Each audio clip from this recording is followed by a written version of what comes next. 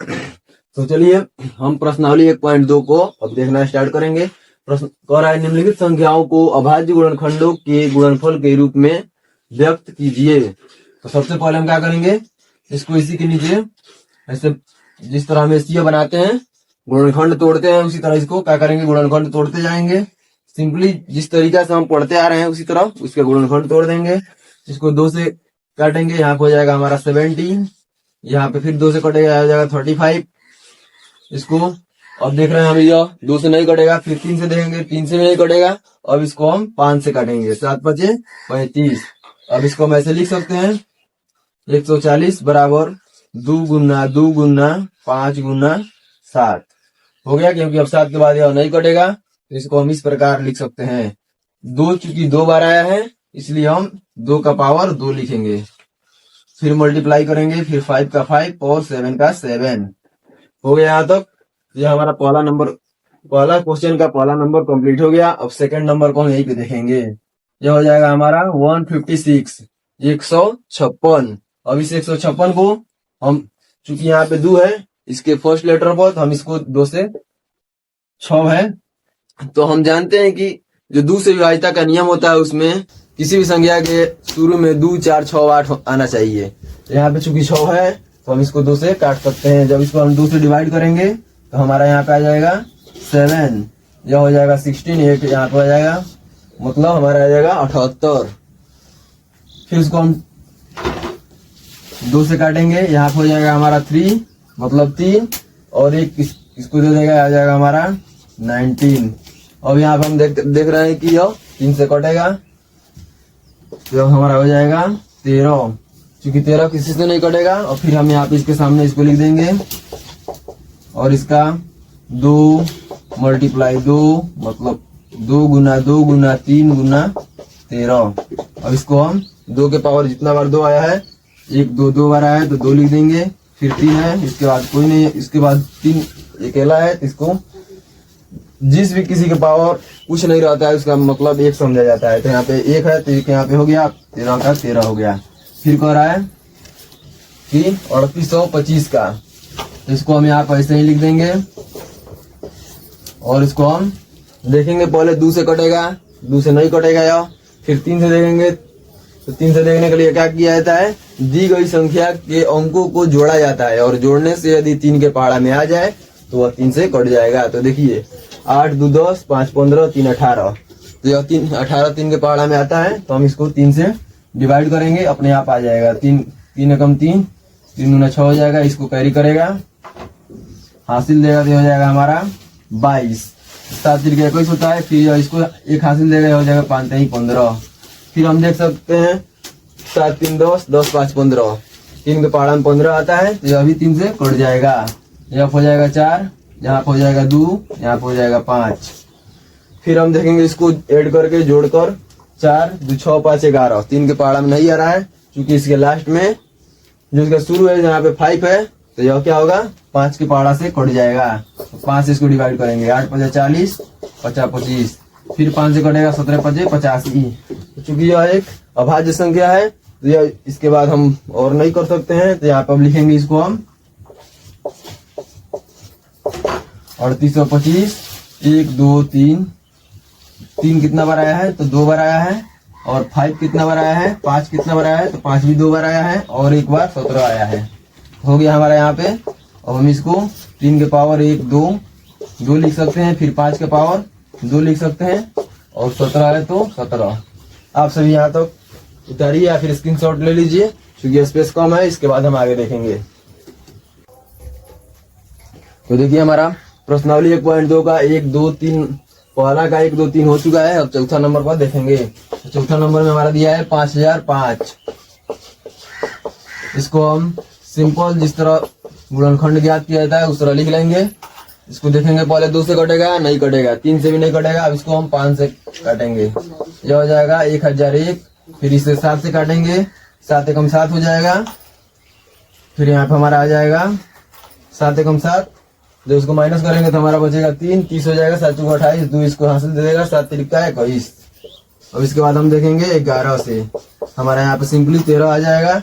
इसको हम उसी तरह लिख देंगे जिस तरह उसको लिखते आ रहे हैं।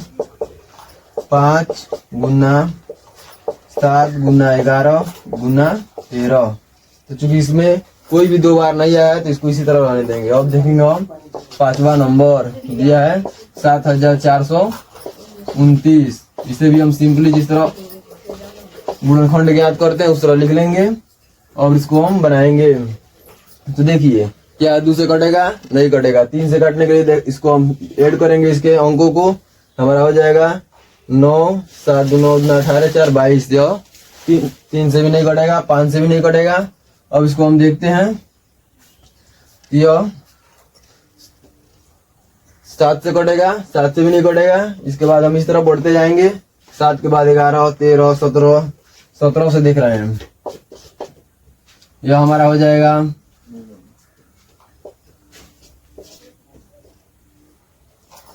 17 एकम 17 का पहाड़ा हम पढ़ेंगे 17 17 गुण।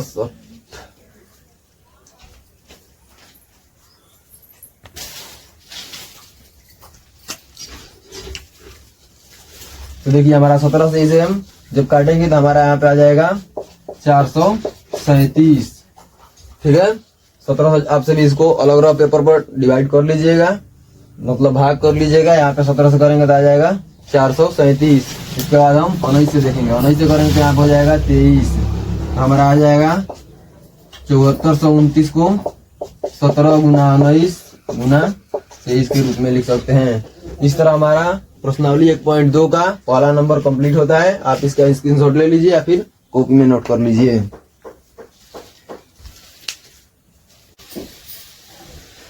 तो देखिए हम सभी प्रश्नावली 1.2 का एक देख चुके हैं। अब देखेंगे दूसरा नंबर। दूसरा नंबर में दिया है पूर्णांकों के निम्नलिखित युग्मों के एचसीएफ और एलसीएम ज्ञात कीजिए तथा इसकी जांच कीजिए कि दो संख्याओं का गुणनफल एचसीएफ गुना दो संख्याओं का गुणनफल बराबर एचसीएफ गुना एलसीएम है। मतलब हमें यहाँ पे 2 संख्याएं दी हुई है, इसका पहले एचसीएफ निकालेंगे फिर एलसीएम निकालेंगे और इसको सिद्ध करेंगे कि 2 संख्याओं का गुणनफल बराबर एचसीएफ गुना एलसीएम होता है कि नहीं। सबसे पहले हम लिखेंगे प्रश्न से,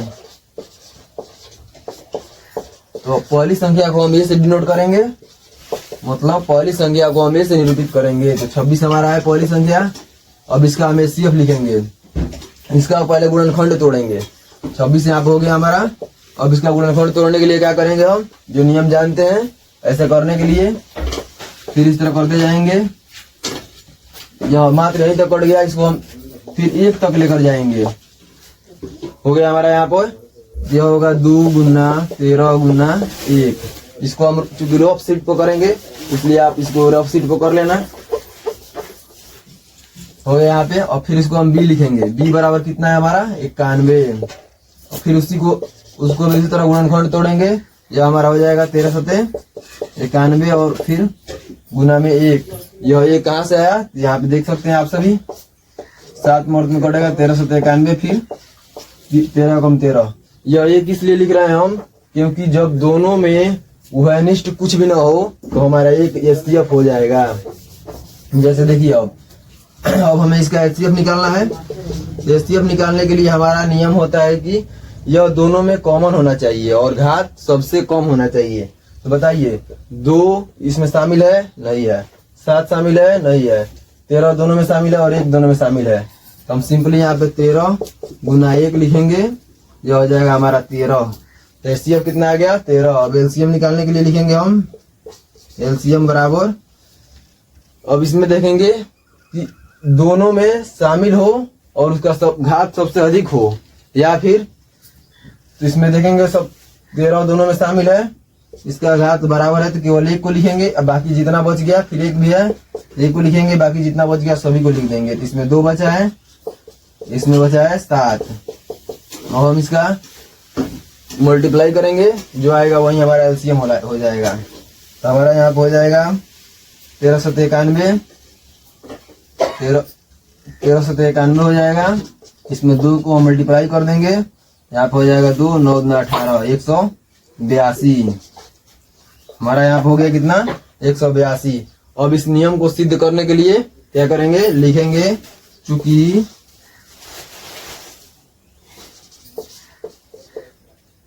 ए गुना बी बराबर एलसीएम गुना HCF। इसी को सत्यापित करना है। अब हम यहाँ पे चूंकि स्पेस कम है तो यहाँ पे ऊपर देखेंगे। अब लिखेंगे चूंकि ए गुना बी बराबर एलसीएम गुना HCF। तो यहाँ पे हम देखेंगे जो बराबर के लेफ्ट साइड में रहता है उसे हम LHS कहते हैं, जो बराबर के राइट साइड में रहता है उसे हम RHS कहते हैं। तो अब लिखेंगे LHS बराबर लेफ्ट हैंड साइड में क्या है हमारा A इंटू बी, अर्थात A गुना बी। अब देखेंगे हम जो हमारा A है 26 और हमारा जो B है वह है 91। इसको हम मल्टीप्लाई करेंगे तो हमारा आ जाएगा 2366 मतलब 2366। अब हम लिखेंगे RHS बराबर हमारा हो जाएगा एलसीएम गुना HCF। तो हमारा एलसीएम गुना HCF, एलसीएम गुना HCF। एलसीएम हमारा कितना आया है 182, HCF हमारा कितना आया है 13। इसको हम मल्टीप्लाई करेंगे तो हमारा हो जाएगा 2366। और तो लिखेंगे और तो LHS बराबर RHS PROVED प्रूव्ड। इसी को साबित करना है। तो अब यहाँ से ध्यान से देखिए, कह रहा है कि पूर्णांक प्रश्नावली 1.2 सवाल नंबर 2, पूर्णांकों के निम्नलिखित युग्मों के HCF और LCM ज्ञात कीजिए तथा इसकी जांच कीजिए कि दो संख्याओं का गुणनफल बराबर HCF गुना LCM है। जिसमें पहला हमारा सवाल है 26 और 91। सबसे पहले हम लिखेंगे प्रश्न से लिखने के बाद इसको हम ए मानेंगे 26, क्योंकि इसमें दो संख्याओं का गुणनफल दिया है, इसलिए इसको हम ए मानेंगे। ये हमारा 26 हो गया और 26 को हम गुणनखंड तोड़ेंगे, यह हो जाएगा हमारा 2 गुना 13 गुना 1। फिर बी 91 को हम बी मानेंगे और यहाँ पे देखिए 91 को जब गुणनखंड तोड़ेंगे तो हमारा हो जाएगा 7 गुना 13 गुना 1। और HCF बराबर जो दोनों में उभयनिष्ठ हो, मतलब दोनों में शामिल हो और घात 1 हो, मतलब घात बहुत ही कम हो, सबसे जो कम होगा वही हमारा हो जाता है HCF। तो देखिए दोनों में शामिल है 13 और 1, 13 में 1 से गुना करेंगे तो हमारा 13 हो जाएगा। अब कह रहा है LCM, तो LCM ज्ञात करने के लिए दोनों गुणनखंडों में शामिल हो और घात सबसे अधिक हो, इसके अलावा जो भी बच जाए दोनों में उन सभी को हम उसमें मल्टीप्लाई गुना कर देते हैं। देखिए तो हमारा इन दोनों में शामिल है क्या 13, जिसका घात 1 है तो हम 13 लिख देंगे। दोनों में फिर शामिल है हमारा 1 तो 1 लिखेंगे। फिर इसमें देखेंगे और कोई शामिल नहीं है तो जो बचा है उसको लिखेंगे, फिर इसमें भी जो बचा है उसको लिखेंगे और इस तरह मल्टीप्लाई करेंगे तो 182 हमारा आ जाएगा। अब चूंकि ए गुना बी अर्थात पहली संख्या गुना दूसरी संख्या बराबर LCM गुना HCF, और हमारा LHS लेंगे और ए बी को गुना करेंगे तो हमारा आ जाएगा 2366। फिर RHS लेंगे, RHS में LCM और HCF को मल्टीप्लाई करेंगे तो हमारा हो जाएगा 182 गुना 13 बराबर 2366। और तो LHS बराबर RHS प्रूव्ड। आप सभी इसका स्क्रीनशॉट ले सकते हैं या फिर कॉपी में नोट कर सकते हैं।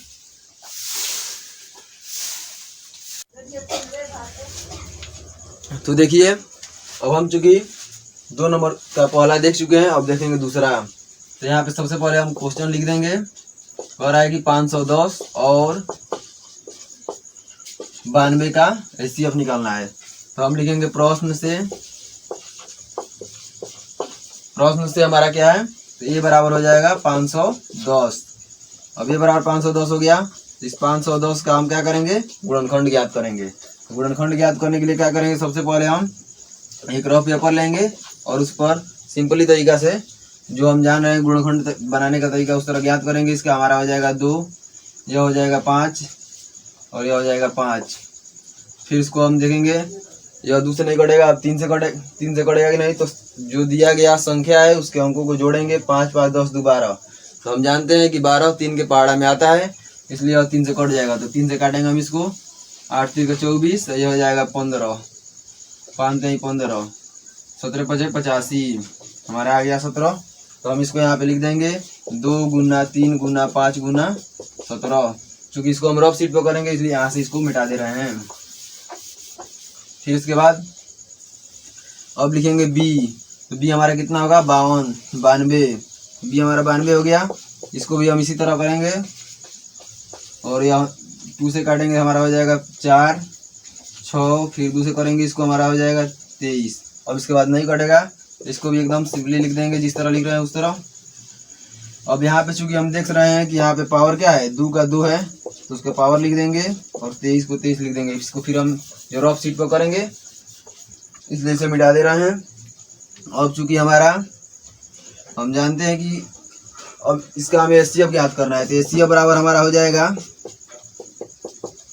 दोनों में उभयनिष्ठ हो, दोनों में कॉमन हो और घात सबसे कम होना चाहिए। तो देखिए हमारा इसमें भी 2 है, इसमें भी 2 है, घात किस में कम है, तो इसमें हम यहाँ पे 2 लिख देंगे। फिर और देखेंगे क्या 23 इसमें है, नहीं है, इसके अलावा कोई किसी से नहीं मिला है, तो हमारा यही एचसीएफ हो जाएगा। अब देखेंगे हम एलसीएम, तो जो हमारा एलसीएम होगा वह इस दोनों में शामिल होना चाहिए और घात सबसे अधिक होना चाहिए। तो देखिए इसमें 2 शामिल है, इसके घात सबसे अधिक है। फिर इसके बाद इस जो बच जाए उसको सभी को लिख देते हैं हम। तो पहले हम इसको लिखेंगे, इसमें बचा है 3, 5, 17, फिर इसके बाद हमारा है 23। अब हम इसको मल्टीप्लाई करेंगे, मतलब गुना करेंगे। तो गुना करके देख ले रहे हैं कि इसका कितना आ रहा है। देखेंगे एलसीएम बराबर 2 का पावर 2 है, गुना 3 गुना 5 गुना 17 गुना 23, तो हमारा यह हो जाएगा 23, 46, 0। देखिए यहाँ पे यह दिया 2 का पावर 2, 2 दूना 4, 4 3 12, 12 5 60, 60 हमारा 1700 करेंगे तो कितना हो जाएगा 1700 102, हमारा सिंपली आ जाएगा। यहाँ पे इसको हम 23 से मल्टीप्लाई करेंगे, तो इसको चूंकि हम 0 बाद में भी लिख सकते हैं, तो इसको ऐसे करेंगे हम 3 दूना 6, 0 हो जाएगा, 2 3 का 3 हो गया, 2 दूना 4, 0 को 0 2, 6 4 3 2, यह 0 है तो 0 आ जाएगा सिंपली। यहाँ पे देख सकते हैं हम, इसे हम रफ शीट पर करेंगे इसलिए इसे मिटा दे रहे हैं। इसके बाद देखिए चूंकि स्पेस नीचे कम है इसलिए हम यहाँ पे लिखेंगे इसको। और हमारा एचसीएफ एलसीएम आ चुका है। अब लिखेंगे ए गुना बी बराबर एलसीएम गुना एचसीएफ। तो देखिए हमारा ए गुना बी कितना है, सबसे पहले लेंगे एलएचएस। एलएचएस हमारा है ए गुना बी। ए गुना बी कितना है हमारा, ये है 510 और बी हमारा है 92। तो हम इसको सिंपली मल्टीप्लाई करेंगे और हमारा यहाँ पे आ जाएगा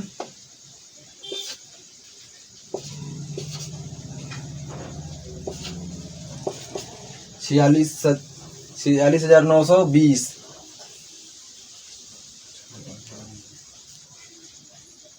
और हम लिखेंगे आरएचएस। आरएचएस बराबर कितना होगा हमारा एलसीएम, एलसीएम गुना एचसीएफ।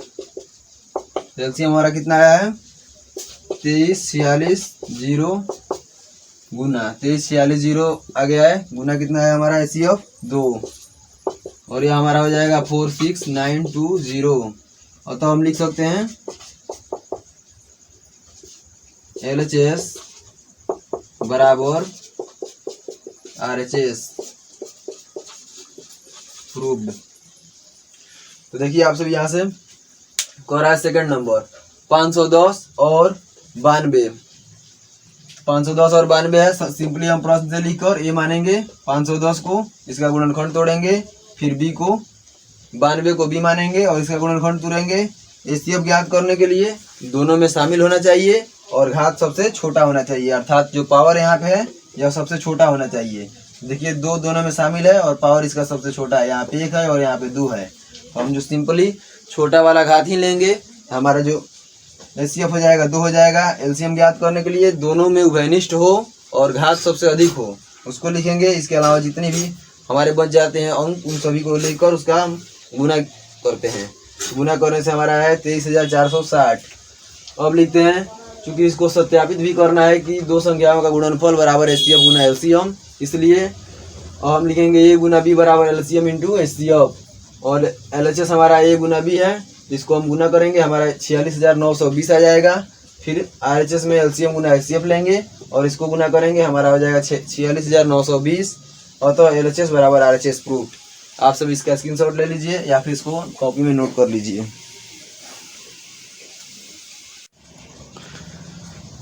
अब हम देखेंगे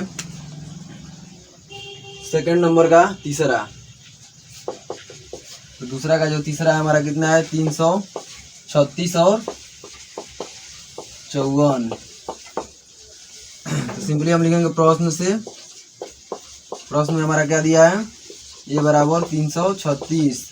इसका हम गुणनखंड तोड़ेंगे। गुणनखंड तोड़ने के लिए एक रफ शीट लेंगे, उस पर लिखेंगे 336। इसको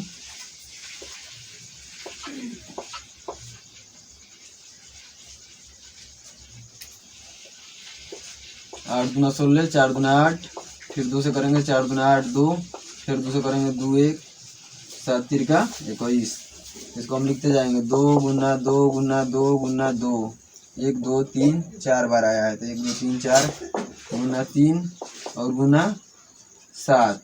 बाकी इन सभी को हम मिटा देंगे क्योंकि इसे हम रफ शीट पर करना है। हो गया हमारा।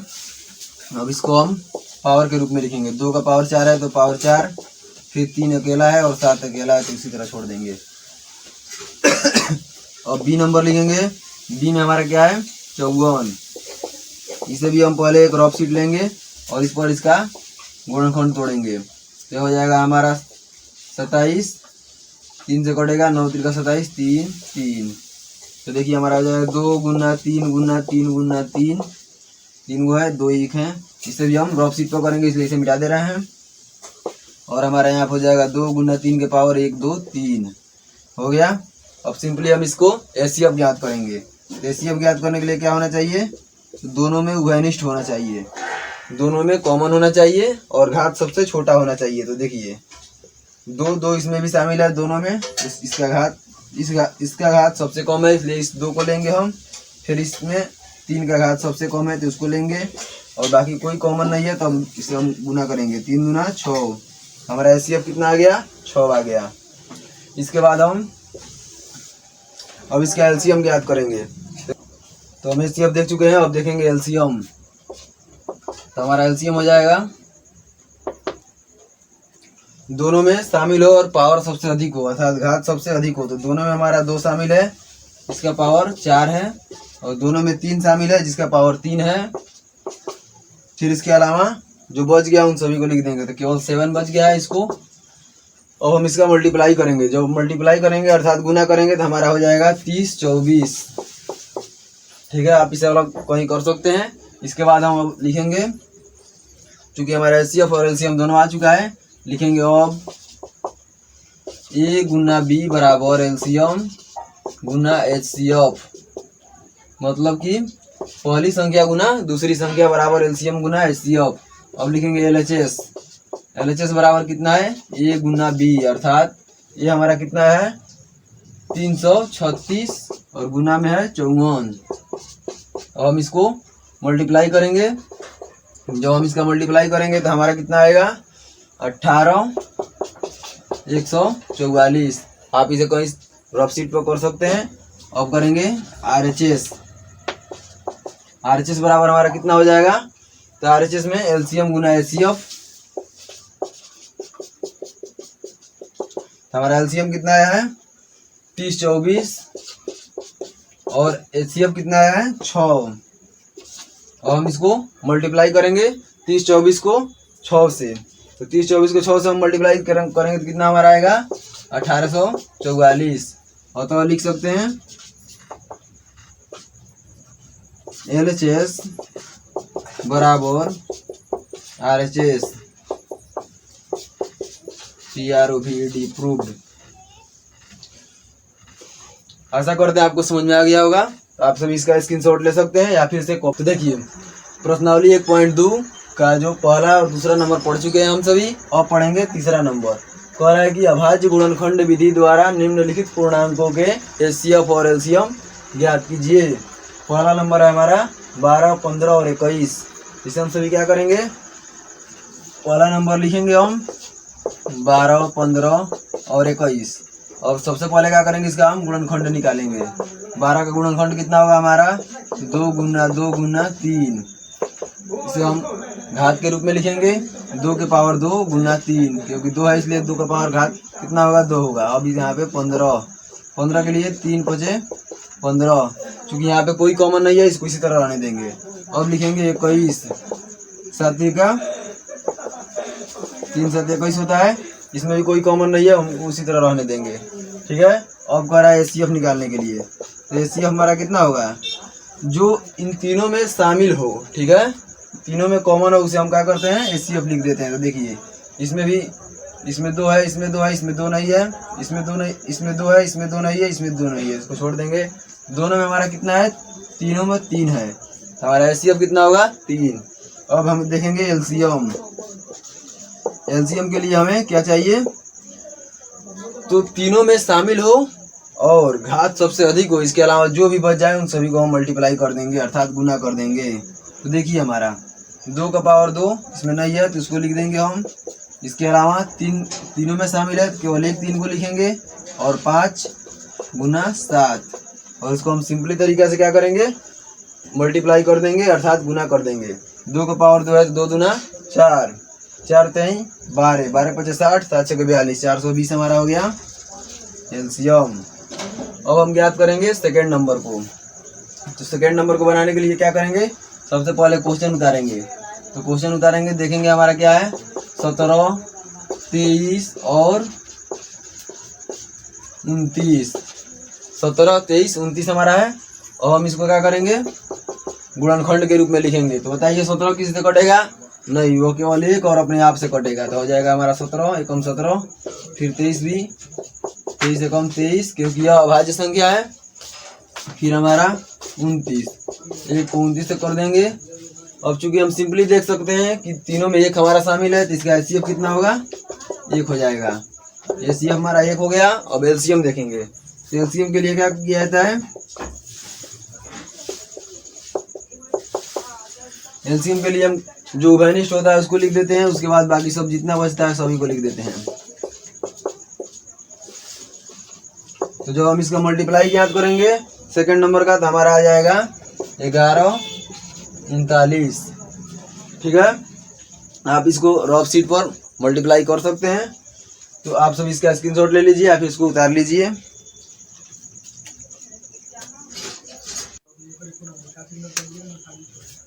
तीसरा का हम लोग 1 2 देख चुके हैं, अब देखेंगे तीसरा नंबर। तो सिंपली हम 3 नंबर लिख देंगे, जो सवाल दिया है उसको उतार देंगे। अब हम इसका गुणनखंड लिखना है, तो पहले 8 लिखेंगे। 8 का गुणनखंड हमारा हो जाएगा 2 गुना 2 गुना 2, क्योंकि 2 गुना 4 गुना 8, 2 का पावर हो जाएगा हमारा 3, फिर 9। अब 9 का हम करेंगे, तो 9 का जब करेंगे 3 3 का 9, इसे भी हम 3 के घात के रूप में लिख सकते हैं, 3 का घात 2। फिर 25 को करेंगे 50 25, इसे भी हम 5 की घात के रूप में लिख सकते हैं। चूंकि हम देख रहे हैं कोई वैनिष्ठ नहीं है, तो हम जानते हैं कि प्रत्येक संख्या अपने आप और 1 के गुणनफल के बराबर होती है। तो हम सभी में क्या करेंगे 1 अपने तरफ से लगा देंगे, इससे कोई फर्क पड़ेगा नहीं। लेकिन हम यहाँ पे देख सकते हैं एचसीएफ, एचसीएफ हमारा क्या हो जाएगा, जब किसी में नहीं मिलेगा तो देखिए 1 सभी में है तो हमारा 1 हो जाएगा एचसीएफ। अब एलसीएम के लिए देखेंगे हम, इन सभी में कोई शामिल नहीं है, तो जो हमारा जो घात बचा है उसी तरह हम लिखते जाएंगे सभी का। 3 का घात 2 है, 3 का घात 2 लिखेंगे, 2 का घात 3 है तो 3 लिखेंगे, फिर 5 का घात 2 है तो 2 लिखेंगे, 1 है तो 1 लिख देंगे सिंपली। अब हम इसको मल्टीप्लाई करेंगे, तो मल्टीप्लाई हम करेंगे तो हमारा हो जाएगा जो 8 9 और 25। 25 को जब 8 से करेंगे तो हमारा हो जाएगा 200, और 200 को 9 से करेंगे तो 9 गुना 18 180 हमारा हो जाएगा, मतलब 1800।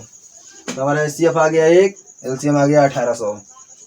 सिंपली इसमें देख सकते हैं हम सभी 8 को जब करेंगे तो 2 से कटेगा, 2 से और 1 से कटेगा, फिर इसी तरह हम करते जाएंगे। हमारा एचसीएफ जो तीनों में शामिल होगा वो हो जाएगा 1, और एलसीएम सभी को गुना कर देंगे तो हमारा जो आएगा वो आंसर हो जाएगा।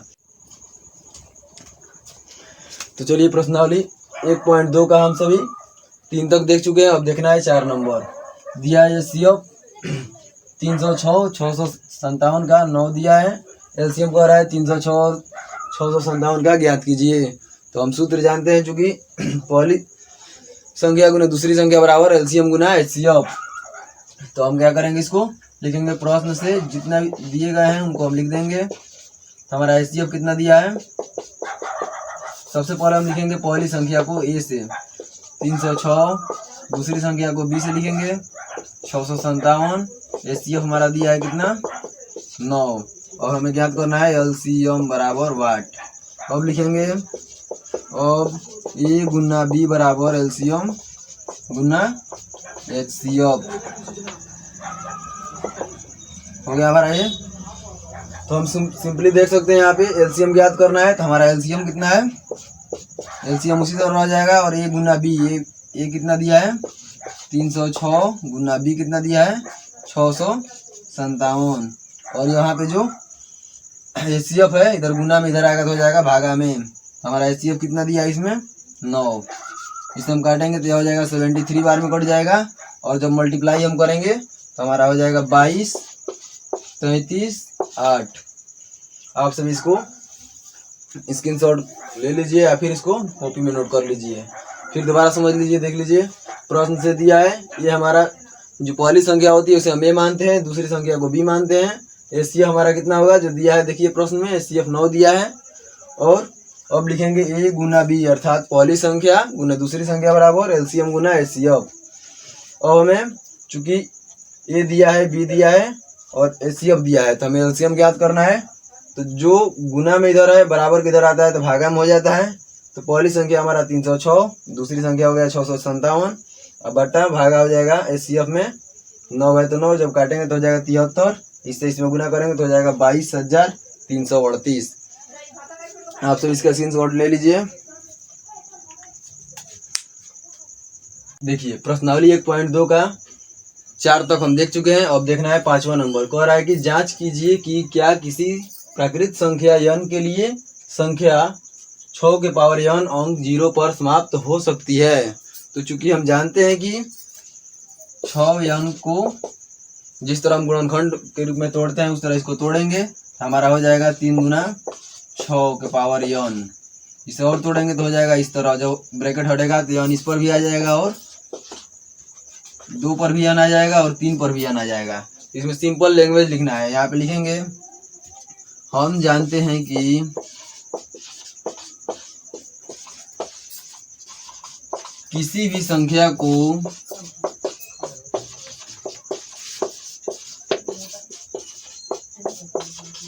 शून्य पर समाप्त होने के लिए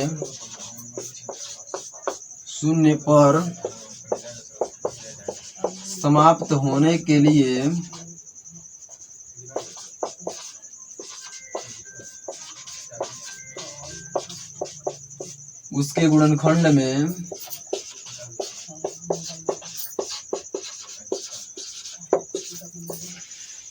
हम जानते हैं कि किसी भी संख्या को शून्य पर समाप्त होने के लिए उसके गुणनखंड में 2 और 5 का होना अनिवार्य है। उसके गुणनखंड में 2 और 5 का होना अनिवार्य है, जो कि नहीं है। यहाँ पे देख लीजिए इसमें 2 है लेकिन 5 नहीं है, अतः 6 की पावर n संख्या शून्य पर समाप्त नहीं होगी।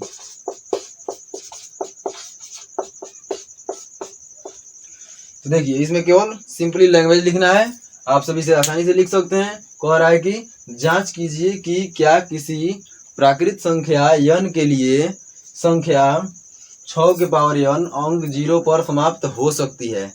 तो सबसे पहले हम इसका क्या करेंगे, गुणनखंड तोड़ेंगे। गुणनखंड तोड़ दिए और यह जो ब्रैकेट हटाएंगे तो n दोनों पर आ जाएगा। तो हम जानते हैं कि किसी भी संख्या को शून्य पर समाप्त होने के लिए उसके गुणनखंड में 2 और 5 का होना अनिवार्य है। तो देखिए इसमें 2 है लेकिन 5 नहीं है, जो कि नहीं है, अतः हम 6 के पावर n संख्या शून्य पर समाप्त नहीं होगी। तो इसे आप स्क्रीनशॉट ले सकते हैं या फिर कॉपी में नोट कर सकते हैं।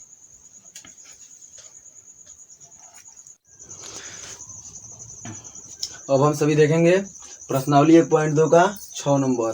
कह रहा है व्याख्या कीजिए कि 7 गुना 11 गुना 13 जमा 13 और 7 गुना 6 गुना 5 गुना 4 गुना 2 गुना 1 जमा 5 भाज्य संख्याएं क्यों है। ठीक है, इसके लिए हम सबसे पहले क्या करेंगे, लिखेंगे प्रश्न से लिख देंगे। इसके बाद लिखेंगे ए बराबर, इसको हम ए मानेंगे सिंपली और इसको बी मानेंगे, या फिर डायरेक्ट भी लिख सकते हैं। यहाँ पे ये लिखना आसान होगा क्योंकि देखिए ये हमारा है 7 गुना 11 7 गुना 11 गुना 13 जमा 13। इसमें से हम कॉमन करेंगे 13 को, तो हमारा बच जाएगा 7 गुना 11 जमा 1। इसे हम लिख सकते हैं इस तरह 13 गुना, जो हो जाएगा हमारा 11 सते 77 1 78, 11 से 77 1 78 हो जाएगा। हम इसे तोड़ेंगे तो इस तरह हो जाएगा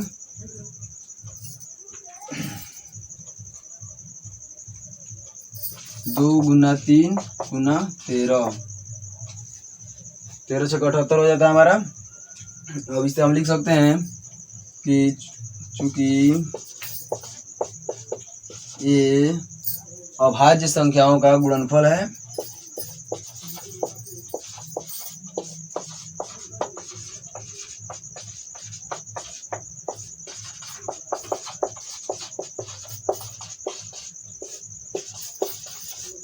अभाज्य संख्याओं का गुणनफल है, अतः ये क्या है, एक भाज्य संख्या है, एक भाज्य संख्या है। इसके बाद हम देखेंगे बी, जो हमारा यह है इसको लिखेंगे बी। बी बराबर क्या दिया है हमारा, 7 गुना 6 गुना 5 गुना 4 गुना 3 गुना 2 गुना 1 जमा 5, ऐसा ही दिया है। इन दोनों में हम देखेंगे हम सभी इसमें से कॉमन करेंगे, तो देखिए हमारा इसमें भी 5 है और इसमें भी 5 है, तो हम इसको सिंपली 5 कॉमन कर सकते हैं। जब हम 5 को कॉमन करेंगे तो हमारा बचेगा 7 गुना 6 गुना 4 गुना 3 गुना 2 गुना 1 जमा 1 हो गया। अब इसे हम बराबर देकर ऐसे लिख सकते हैं 5 गुना, जब हम इसको इससे गुना करके और 1 को ऐड करेंगे तो हमारा हो जाएगा 1008, 1008। हमारा हो गया 5 गुना 1008। हम इसे और लिखें इस प्रकार, यदि लिखेंगे तो हमारा हो जाएगा 5 गुना 2 गुना 2 गुना 2 गुना 2 गुना 3 गुना 3 गुना 7। जिस प्रकार हम इसको लिखे हैं ठीक उसी प्रकार इसको भी लिख देंगे कि चूंकि बी अभाज्य संख्याओं का गुणनफल है, अतः बी भाज्य संख्या है। तो आशा करते हैं आप सभी को यहाँ तक समझ में आ गया होगा। आप सभी इसका स्क्रीनशॉट ले सकते हैं या फिर कॉपी में नोट कर सकते हैं।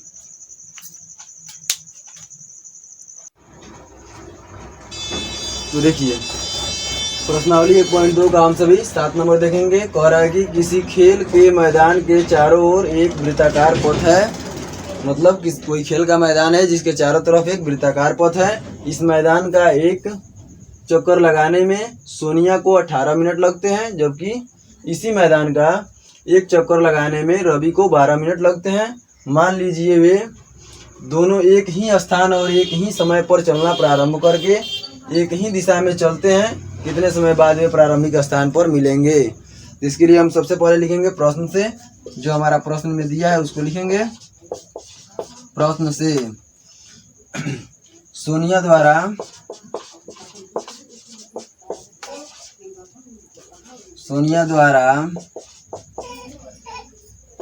एक चक्कर लगाने में लिया गया समय। सोनिया द्वारा एक चक्कर लगाने में लिया गया समय कितना है? 18 मिनट। इसके बाद रवि द्वारा एक चक्कर लगाने में लिया गया समय। तो रवि द्वारा एक चक्कर लगाने में लिया गया समय 12 मिनट है।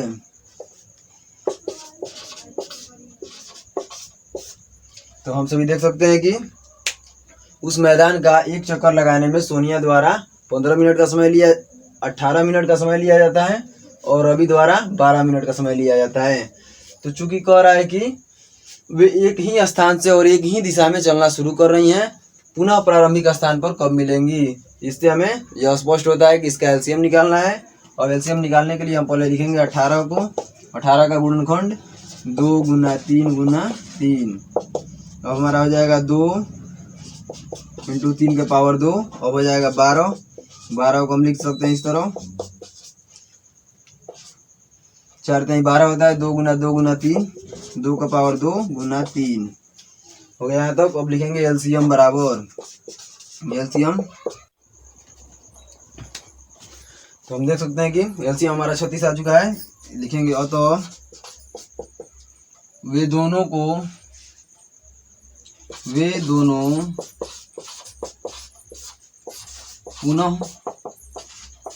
मिनट बाद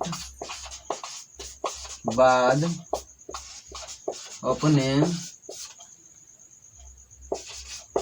प्रारंभिक स्थान पर मिलेंगे। वे दोनों पुनः 36 मिनट बाद अपने प्रारंभिक स्थान पर मिलेंगे। आप सभी इसका स्क्रीनशॉट ले सकते हैं या फिर नोट कर सकते हैं। तो आशा करते हैं यह वीडियो आपको बहुत अच्छे से समझ में आया होगा। इसी तरह का अन्य वीडियो पाने के लिए आप सभी इस चैनल को लाइक, सब्सक्राइब और शेयर करते रहें, जिससे हमारा मनोबल बढ़े और हम और वीडियो सारे लाते रहें।